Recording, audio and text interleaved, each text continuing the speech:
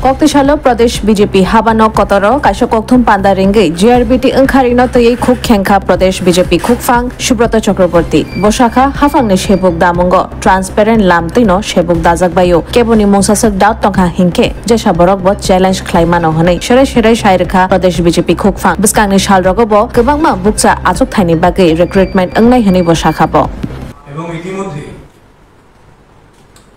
জিআরবিটির যে ফলাফল আমরা তার আগেই বলেছিলাম যে ৭ তারিখ বা ৮ তারিখ চূড়ান্ত ফলাফল প্রকাশিত হবে, চূড়ান্ত তালিকা প্রকাশিত হবে।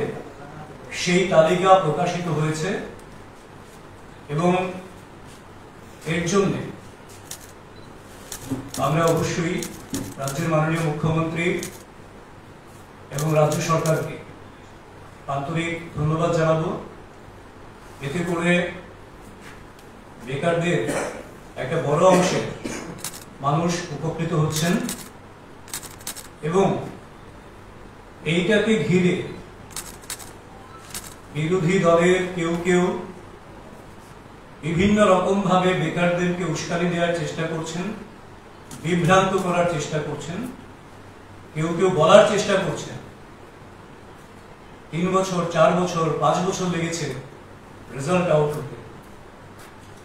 তার বাস্তব বিষয়টা আপনাদের সামনে তুলে ধরা আমার মনে হয় রাজ্যবাসীর জন্য, বেকার যুবক যুবতীদের জন্য ভীষণ জরুরি। প্রথমত, ভারতীয় জনতা পার্টি ত্রিপুরা প্রদেশের সরকার যখনই কোনোভাবে সরকারের রিক্রুটমেন্ট করেন তখন প্রথম যে বিষয়টিকে লক্ষ্য রাখা হয় সেটি হলো যাতে করে যাদেরকে নির্বাচন করবেন স্বচ্ছ নিয়োগ নীতির মাধ্যমে যারা নির্বাচিত হবে এবং যারা চাকরিতে যোগদান করবেন তাদের চাকরি যাতে ভবিষ্যতে সুরক্ষিত থাকে, কোনোভাবেই যাতে তাকে চ্যালেঞ্জ না করা যায়, কোনোভাবেই যাতে তাদের চাকরি খোয়াতে না, এই বিষয়টাকে সম্পূর্ণ অগ্রাধিকার দিয়ে রাজ্য সরকার চাকরি প্রদানের বিষয়টাকে সুনিশ্চিত করছে। কারণ আমাদের রাজ্যের ইতিহাস আমাদের একটু মনে রাখতে হবে। আমরা দেখেছি জোট আমলে ৮৮ থেকে ৯৩ সাল বিভিন্ন মন্ত্রীগণ, নেতাগণ কারোর বিয়ে হলে বিয়ে বাড়িতে অফার নিয়ে যেতেন পকেটে করে, বিয়ের উপঢৌকন হিসেবে অফার প্রদান করতেন। কারোর ম্যারেজ ডে উপঢৌকন হিসেবে অফার প্রেরণ করতেন, হাতে হাতে প্রদান করতেন। তার মানে কোন স্বচ্ছ নিয়োগ নীতি ছিল না। কারণ একটা সরকার যখন হয়ে যায়, যখন একটা দল সরকারে থাকে না তখন সেটা একটা সমষ্টি, একটা দলের, একটা গোষ্ঠীর। কিন্তু যখন সরকার হয়ে যায়, অধিকাংশ জনগণের দ্বারা নির্বাচিত হয়, তখন সেই সরকারের কাছে স্বচ্ছতা এবং সমগ্র অংশের মানুষের জন্য সেই স্বচ্ছতা বজায় রাখার ন্যূনতম প্রয়াসটা অবশ্যই থাকতে হবে। এবং এই দৃষ্টিভঙ্গি নিয়ে স্বচ্ছতাকে বজায় রেখে বর্তমান সরকার কাজ করছেন।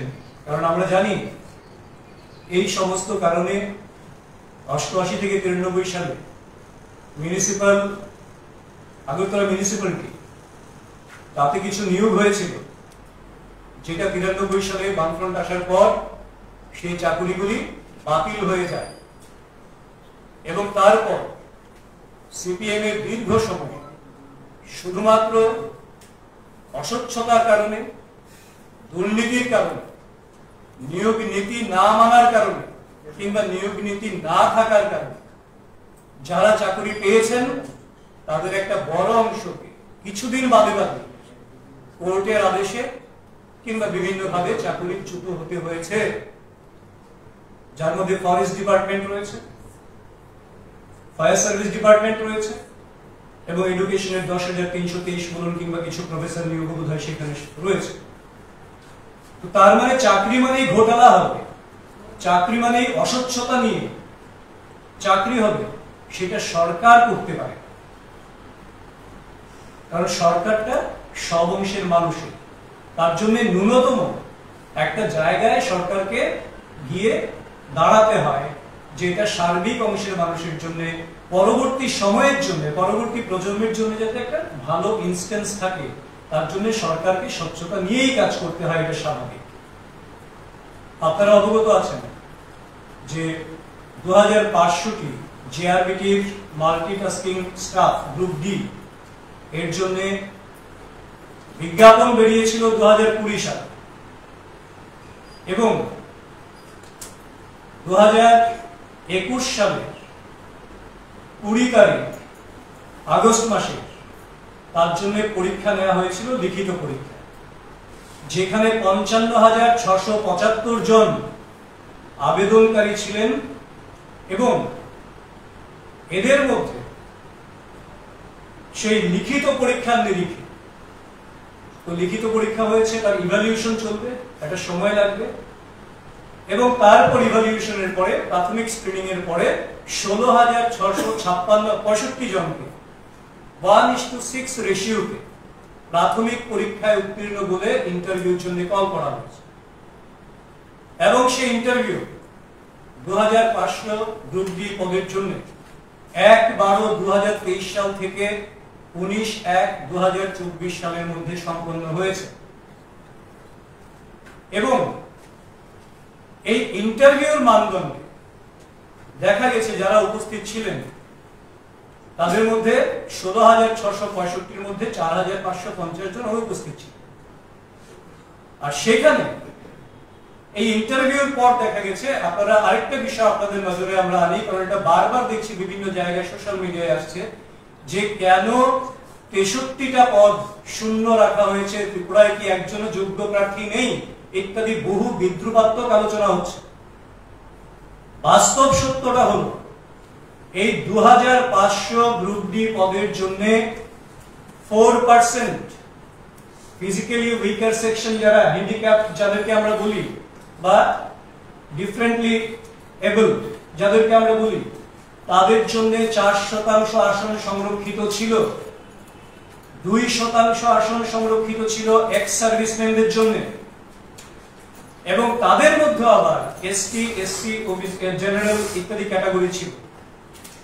শুধুমাত্র এই দুটো গ্রুপে, উইকার সেকশন বা হ্যান্ডিক্যাপ যাই বলি এবং এক্স সার্ভিসম্যান, এই তাদের ক্ষেত্রে 63 জন যোগ্য প্রার্থী পাওয়া যায়নি। কারণ জেআরবিটি বা কোনো একটা বোর্ড যখন একটা মেধা তালিকা তৈরি করেন, ন্যূনতম একটা জায়গা তাদেরকে ফিক্স করতে হয় যে কোন জায়গা পর্যন্ত মেধা তালিকা নেবেন।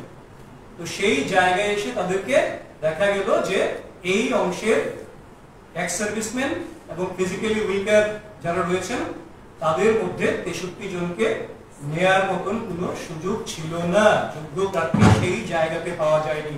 বাকি এমন নয় যে জেনারেলে পাওয়া যায়নি, এসটিতে পাওয়া যায়নি, ওবিসিতে পাওয়া যায়নি বা ইত্যাদি কোনো বিষয় নেই, এটা হচ্ছে একটা বিষয়।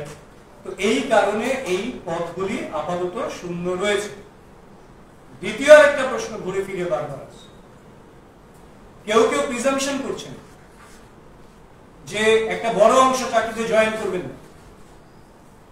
কোন ডিপার্টমেন্ট যখন পরীক্ষা নেয়, যখন ফাইনাল লিস্ট আউট করে, তখন তারা ধরেই নেয় যে যেহেতু আমরাই বলি যে বেকার বেশি, বেকারত্ব বাড়ছে, আবার আমরাই বলি বেকার চাকরি পাবে, চাকরিতে জয়েন করবে, এটা নিজের সঙ্গে নিজের দ্বন্দ্ব প্রকাশ হচ্ছে।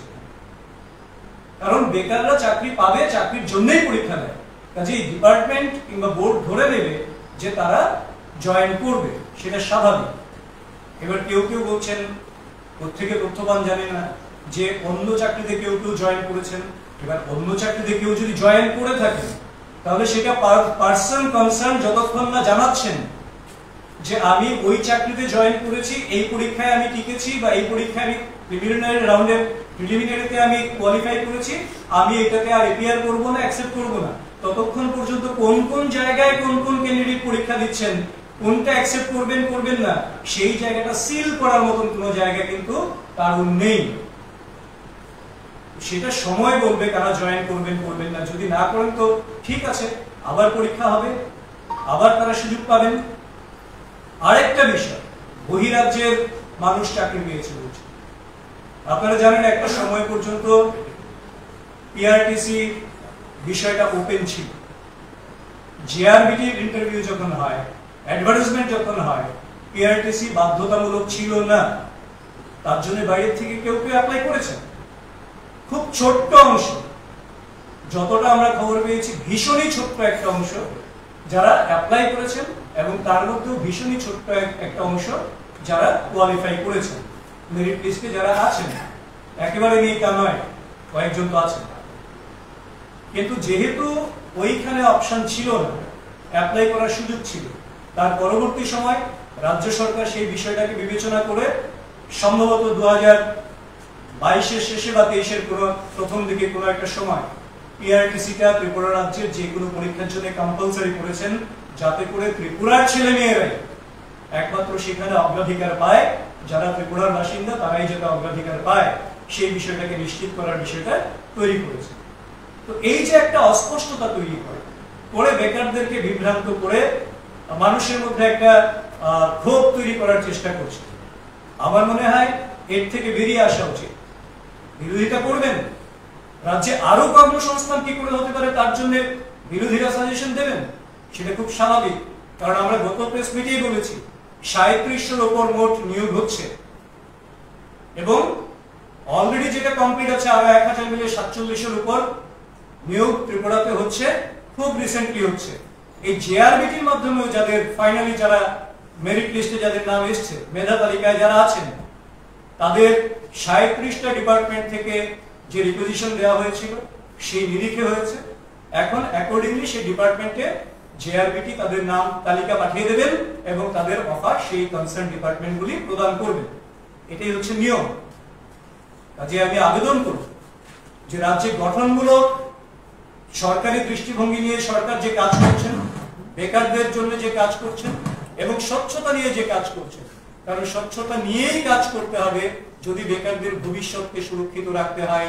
নয়তো আজকে সস্তা রাজনীতির জন্য আজকে চাকরি দিয়ে দিলেন, কয়েক বছর পর দেখা যাবে সেই চাকরি প্রশ্নের সম্মুখীন।